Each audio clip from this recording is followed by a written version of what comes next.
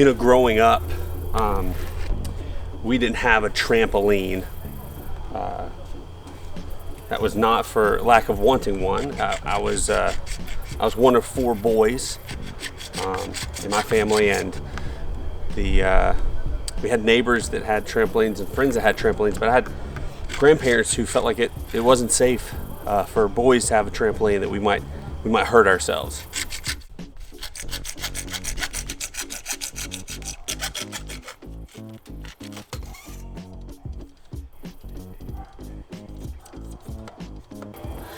And they were probably right, because we hurt ourselves doing a lot of different things, and trampolines back then weren't the safest.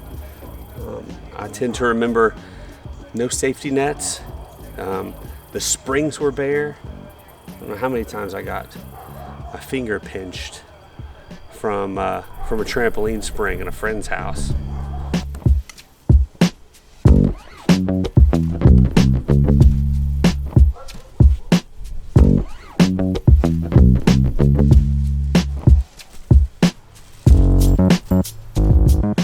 Well, now that I'm a parent, I decided that since trampolines are safer now, and probably to make up for not having a trampoline growing up, I went and got my kids a trampoline with all the new safety features, including a safety net surrounding the whole thing.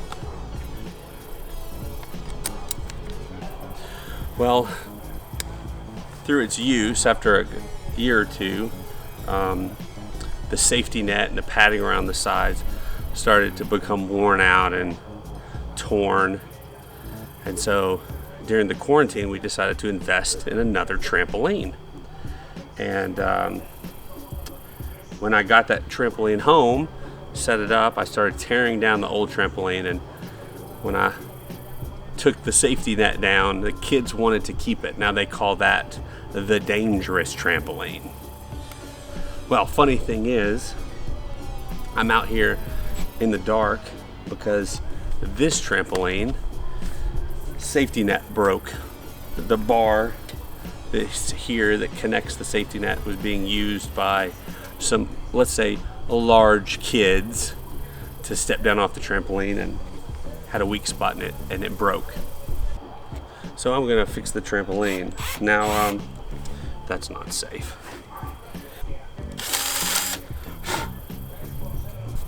So that got me to thinking, when things get dangerous, it's important to have a safety net. And the same thing could be said of life.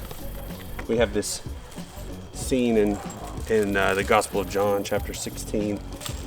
So Jesus says this prayer at the end for his disciples. He knows that they're going to be in the world, but they're going to be treated as if they're not of the world, just like Jesus was treated. And so he prays not that God would remove them from the world, but that he would keep them from evil. And that's our prayer even today, that God keeps us from evil.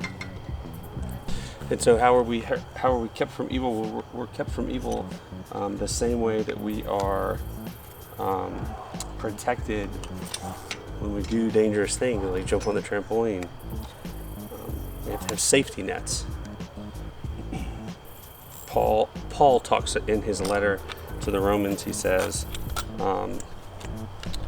we are to be not conformed to this world, but transformed by the renewing of our mind. What he's saying there is, he's saying, don't be thinking like the world. Don't be doing like the world. Be better, be bigger, be not of the world. And he mentions, we do this by being transformed by the renewing of our mind.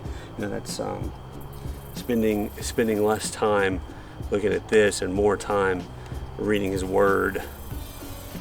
Spending less time with those people in our life, and who I'm talking about, that are toxic, that are negative, that are always seeing the bad side of things. Setting up safety nets, right? So that whenever things come up, because temptation's a guarantee, we'll have those things to fall back on. One of the biggest is having a small group, a community of believers to be in contact with, to be in community with, to be your safety net when things go bad. I know just recently Molly and I attended a re-engage small group. Got into a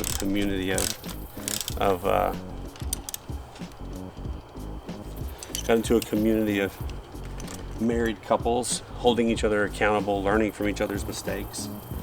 And I'll say, at the time, our marriage wasn't in trouble. But that's the thing about safety nets. You set them up before they're needed, because if they're needed, then it's too late.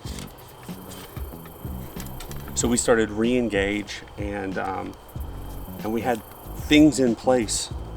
When arguments happened, we knew what to say. We knew the intentions the other person had. They weren't negative. No matter how much I feel like it sometimes, Molly married me because she loved me, not because she wanted to make my life miserable.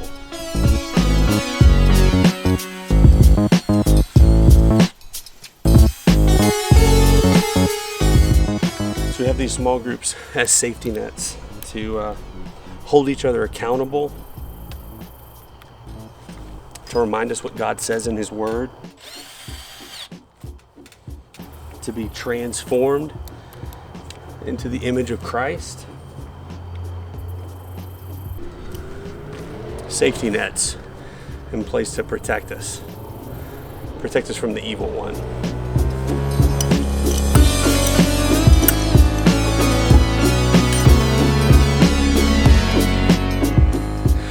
So let me encourage you with this. If you're not in a group, if you're not in your Word, if you don't have those safety nets in place, you can change that today, because living life is dangerous, and that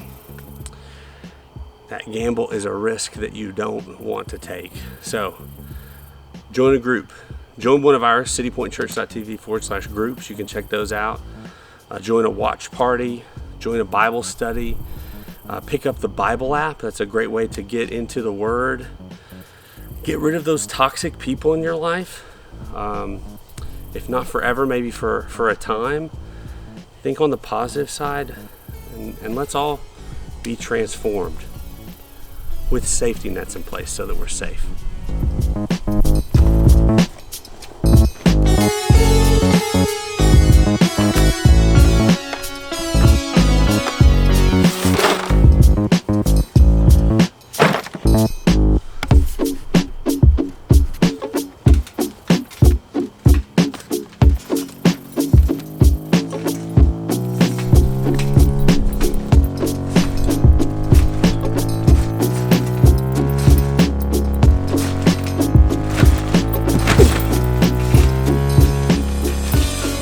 And in case you don't believe me, here's our dangerous trampoline. We'll see you guys next time.